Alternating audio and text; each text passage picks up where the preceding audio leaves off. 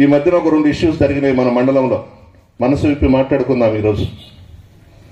దంపూరు సురేంద్ర మన సర్పంచ్, ఆనాడు ఉన్నటువంటి ఒక సబ్ ఇన్స్పెక్టరు పోలీస్ స్టేషన్కి పిలిచి చాలా దారుణంగా మాట్లాడినాడు, రేగి అని కూడా అన్నాడు. నాకు సురేంద్ర ఫోన్ చేశాడు, వెంటనే ఎస్పీ గారికి చెప్పి ఆ ఎస్ఐని మార్పించాను. ఈ మధ్యన ఒక ఇన్సిడెంట్ జరిగింది. మా ఏనేటి ప్రసాద్ అన్న మా కుటుంబాన్ని నమ్ముకొని ఉన్నాడు మొదటి నుంచి. 2 గంటలు ఎస్ఐ పోలీస్ స్టేషన్లో నిలబెట్టాడు. నేనేదో ప్రోగ్రాముకు పోయి ఇంటికి వచ్చేతలకి నాకు ఏడుస్తూ కన్నీళ్లు పెట్టుకొని ఫోన్ చేశాడు. వెంటనే ఎస్పీ గారికి చెప్పి మరుసటి రోజు 11 గంటలకల్లా ఆర్డర్స్ ఇప్పించిన నా ఎస్ఐకి ట్రాన్స్ఫర్ విడవలూరు మండలంలో నుంచి. ఎందుకు చేశాను? మిమ్మల్ని పోలీస్ స్టేషన్లో నిలబెడితే నన్ను నిలబెట్టినట్టు లెక్క, ఆ స్థానంలో నేనున్నట్టే లెక్క. మా పార్టీ నాయకులు కార్యకర్తలను నువ్వు స్టేషన్కి తీసుకువెళ్ళి 2 గంటలు 3 గంటలు నిలబెడితే ప్రసన్న కుమార్ రెడ్డిని తీసుకొచ్చి నిలబెట్టట్టే. దీని మీద ఒక తెలుగుదేశం పార్టీ నాయకుడు, ఒక వైఎస్ఆర్ కాంగ్రెస్ పార్టీ నాయకుడు ఏనేటి ప్రసాద్ అన్నని పొలంలోకి తీసుకొని పోయి, నిన్ను తీసుకొని పోయి నిలబెట్టిన దానికి ఎమ్మెల్యే ట్రాన్స్ఫర్ చేయించలేదు ఎస్ఐని, జనరల్ ట్రాన్స్ఫర్స్లో ఎస్ఐని ట్రాన్స్ఫర్ చేశారని చెప్పినాడు. ఈ పెద్ద మనిషిని నమ్మినాడో నమ్మలేదో నాకు తెలియదు, కానీ నేనైతే చేయించింది ప్రసాద్ అన్న కోసమే. నిమిషాల మీద ట్రాన్స్ఫర్ చేయించాను. ఎస్పీకి ఫోన్ చేశాను, డిఎస్పీకి ఫోన్ చేసి తిట్టాను. ఎస్పీలో రామకృష్ణారెడ్డి ఉన్నాడు, కోవూరులో సిఐగా చేసిన ఆయనకి ఫోన్ చేసి తిట్టాను. అప్పటికప్పుడే గుంటూరుకు పంపించేసి ఆర్డర్స్ తెప్పించి మరుసటి రోజు 11 గంటలకల్లా అతన్ని తరిమేశాం మన మండలంలో నుంచి. నాకు మీరు ముఖ్యం, మీరు బాగుంటే నేను బాగుంటాను, నేను బాగుంటే జగన్మోహన్ రెడ్డి గారు బాగుంటారు. ఏ అధికారైనా మీకు అడ్డం చెప్తే వాళ్ళని నేనెందుకు మండలంలో కొనసాగిస్తాను? మీకు అవమానం జరిగితే నాకు అవమానం జరిగినట్టే. అందువల్ల కొంత గమనించండి. మన పార్టీలోనే ఒకరిద్దరు తెలుగుదేశం పార్టీ వాళ్ళతో చేతులు కలిపి నా మీద జగన్మోహన్ రెడ్డి గారి మీద ప్రచారం చేస్తూ మీ గ్రామాల్లో మీ నాయకులందరికీ ఫోన్లు చేసి మీ మధ్యనే తగాదాలు పెట్టాలనే ప్రయత్నాలు జరుగుతున్నాయి. 5 మండలాల్లో 4 మండలాల్లో ఎక్కడా లేదు, మీ మండలంలోనే ఈ ఇష్యూ ఉంది. ఎవరికి కూడా నేను అన్యాయం చేయలేదు.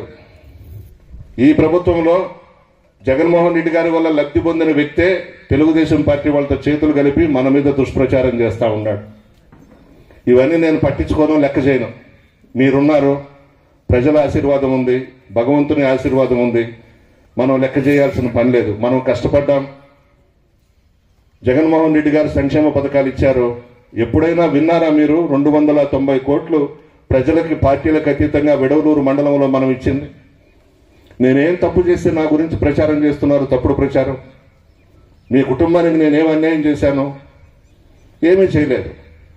మీ గ్రామంలో ఏదైనా మనస్పర్ధలు ఉండొచ్చు, మీరు కూర్చొని మాట్లాడుకోవాలి, కానీ నేనేం తప్పు చేస్తే నా మీద ఈ విధంగా ప్రచారాలు చేస్తున్నారు? ఎప్పుడు కూడా ఎవరికి అన్యాయం చేసే కుటుంబం కాదు నల్లపురెడ్డి కుటుంబం. ఎవరికైనా చేయాలంటే మేలు చేయాలనే ప్రయత్నం చేస్తాం తప్ప అన్యాయం చేసి వాళ్ళని ఇబ్బందులు పెట్టి వాళ్ళ కష్టపెట్టాలనే ఉద్దేశం నాకు ఎప్పుడూ లేదు. ఇన్నేళ్ల నుంచి మీరు చూస్తూ ఉన్నారు. 6 సార్లు నన్ను గెలిపించారు మీరు. 2 సార్లు ఓడిపోయినాం. ఒక్కసారి 300 ఓట్లతో ఓడిపోయినాం, ఒకసారి 6000 ఓట్లతో ఓడిపోయినాం. ఎప్పుడు కూడా మిమ్మల్ని కాదని ఏదైనా ఉంటే మొహాన్ని అడిగేస్తాను. మనసులో పెట్టుకొని సాధించే మనస్తత్వం కాదు. ఇది కూడా మీ అందరికీ తెలుసు. నా కోపం ఎంత ఉంటుంది? 1/2 నిమిషం కూడా ఉండదు. అప్పుడే దగ్గరకు తీసుకుంటాను. తప్పు చేస్తే నువ్వు ఈ విధంగా తప్పు చేస్తున్నావు అని అంటానే తప్ప కక్ష సాధింపులు ఇవన్నీ నా దగ్గర లేవు. ఎందుకు ఈ విధంగా ప్రచారం చేస్తున్నారో మన వాళ్లే, ఒకరిద్దరే, పేర్లు వద్దులేండి. చాలా మందికి మీ దృష్టికి వచ్చేసి ఉంటుంది నేను చెప్పే విషయాలు. జగన్మోహన్ రెడ్డి రాడంట, విడవలూరు మండలంలో ప్రసన్న కుమార్ రెడ్డికి మెజారిటీ రాదంట, ఓడిపోతున్నాడంట. మాట్లాడొచ్చా? నేనేం తప్పు చేశాను నా కుటుంబానికి? అన్యాయం కదా. అందులో ఎలక్షన్స్కి ముందు 2 నెలల ముందు నేను ఏదైనా తప్పు చేసి వాళ్ళని ఇబ్బందులు పెట్టి వాళ్ళని జైల్లో పెట్టి అధికారులతో చెప్పి హింస పెట్టుంటే మీరు మాట్లాడితే అర్థం ఉంది. మీరు గ్రామాల్లో తగులు పెట్టుకొని నేనేం చేశానయ్యా మధ్యలో? అన్యాయం కదా. 2 నెలల్లో ఎలక్షన్స్కి పోతా ఉంటే ఇప్పుడు నా మీద ధ్వజమెత్తుకొని మీ మండలంలో మెజారిటీ రాదంటయ్యా నాకు. ఆ పెద్ద మనిషి మాట్లాడతాడు. ఆ పెద్ద మనిషిని ఎందుకు పక్కన పెట్టానో తెలుసా? ఒక్కసారి గుర్తు పెట్టుకోండి. తెలుగుదేశం పార్టీ నాయకుడు అతన్ని చొక్కా పట్టుకున్నాడు ఆ ఊర్లో. కొట్టబోతే ఆ రోజు మన పార్టీ అయినా ఆ కొట్టబోయిన వ్యక్తి నేను పార్టీ నుంచి సస్పెండ్ చేశాను. ఎవరి కోసం? నీ కోసం సస్పెండ్ చేశా పార్టీ నుంచి. నీ చొక్కా పట్టుకొని నిన్ను కొట్టబోతే నడి బజార్లో వైఎస్ఆర్ కాంగ్రెస్ పార్టీ నుంచి అతన్ని సస్పెండ్ చేస్తే ఈరోజు బజార్ సెంటర్లో అతను పక్కన కూర్చొని నా గురించి, జగన్ గారి గురించి, మన ప్రభుత్వం గురించి మాట్లాడతారు. మీరు ఆలోచించండి, ఇది న్యాయమా? నీ కోసం పార్టీ నుంచి బయటకు పంపించిన వ్యక్తితో, నీ చొక్కా పట్టుకొని నిన్ను కొట్టబోయిన వ్యక్తితో నేను పార్టీ నుండి సస్పెండ్ చేస్తే నువ్వు బజార్ సెంటర్లో కూర్చొని రోజు జగన్ గురించి మాట్లాడతావా? ప్రసన్న కుమార్ రెడ్డి గురించి మాట్లాడతావా? ఏం తప్పు చేశామయ్యా? మేము మీతోనే ఉన్నాం కదా, మీరందరూ బాగుండాలనే కోరుకున్నాం కదా. ఎందుకు అంత కక్ష? ఎందుకు ప్రసన్న కుమార్ రెడ్డి మీద ఆ మాట మాట్లాడాల్సిన అవసరం ఏమొచ్చింది? నువ్వు సరే వెళ్ళిపోవాల్సి ఉంటే వెళ్ళిపో పార్టీలో నుంచి, నాకేం అభ్యంతరం లేదు. నువ్వు పోతే 10 మంది పుట్టుకొస్తారు. వైఎస్ఆర్ కాంగ్రెస్ పార్టీకి నాయకులకి, కార్యకర్తలకు కొరత లేదు. రాజశేఖర రెడ్డి గారి మీద, జగన్మోహన్ రెడ్డి గారి మీద అభిమానం ఉంది. అప్పటికప్పుడే పుట్టుకొస్తారు నాయకులు, కార్యకర్తలు. కానీ ఇటువంటి భాష మంచిది కాదు. బాధ పెట్టబాకండి. ఏమి 1 ఇయర్ నుంచి ఉంది కదా, అంతకు ముందే నన్ను అడగొచ్చుగా. 2 నెలల్లో ఎలక్షన్స్కి పోతా ఉంటే అంత బాధ పెడతారా మనిషిని? ఏం తప్పు చేశాను? మీ మధ్య ఉన్నాం కదా, మీతోనే ఉన్నాను కదా. ఏ రోజైనా నేను ఎమ్మెల్యేననే గర్వం, పొగురు మీతో చూపించానా? నేను చెప్పండి, మీ గుండె మీద చేసుకొని. అందరం కుటుంబ సభ్యులుగానే ఉన్నాం కదా. వెళ్ళిపోయేవాళ్ళు వెళ్ళిపోవచ్చు పార్టీలో నుంచి.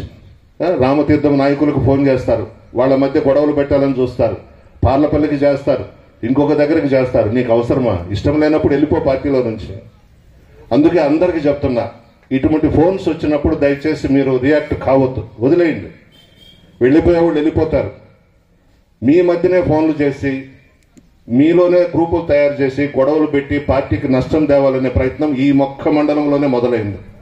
ఒక 6 నెలల నుంచి మిమ్మల్ని అందరినీ నేను చేతులెత్తి అర్థిస్తున్నా. ఆ వ్యక్తికి మీరు సమాధానం చెప్పాల్సిన పని లేదు. ఇంతసేపు కూడా ఆ వ్యక్తి గురించి మాట్లాడాల్సిన అవసరం లేదు. కాకపోతే మీరు మా కుటుంబ సభ్యులు కాబట్టి మీకు నేను చెప్పుకోవాలి కాబట్టి మండలంలో ఏం జరుగుతుందో మీకు చెప్తా ఉన్నాను. ఇదే పనిగా ఫోన్లు చేయడం, గొడవలు పెట్టడం, మన పార్టీలోనే వర్గాలు సృష్టించడం, ఇవి జరుగుతూ ఉన్నాయి. మీరందరూ కూడా జాగ్రత్తగా ఉండండి. నేను ఏ రోజు కూడా మిమ్మల్ని అవమానపరచలా. మిమ్మల్ని అందరినీ నా కుటుంబ సభ్యులుగానే చూసుకున్నాను. 2 నెలల్లో ఎలక్షన్స్ వస్తున్నాయని ఇప్పుడు బయటకు వచ్చి నన్ను, జగన్మోహన్ రెడ్డి గారి గురించి తెలుగుదేశం పార్టీ వాళ్ళతో చేతులు కలిపి మాట్లాడుతూ ఉన్నారు.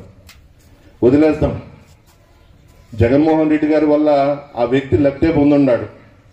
ఇంకంతకన్నా నేను ఎక్కువ చెప్పను. భగవంతుడికే వదిలేస్తాము. ఆ శిక్ష ఆయనే వేస్తాడు. సహాయం చేసిన వాళ్ళకు ద్రోహం చేయకూడదు కదా. మీలో ఎంతమంది లబ్ధి పొందారో చెప్పండి. ఈ 5 ఏళ్లలో ఎవరు సంపాదించుకున్నారో చెప్పండి. ఏమి సంపాదించుకున్నారో చెప్పండి. ఏమీ లేదు కదా. చేసిన పనులకే బిల్లులు రాలేదు. నా ఎదురుగా కూర్చున్నాడు O&M వర్క్స్ చేశారు. 33 కోట్లు రావాలి 5 మండలాల్లో.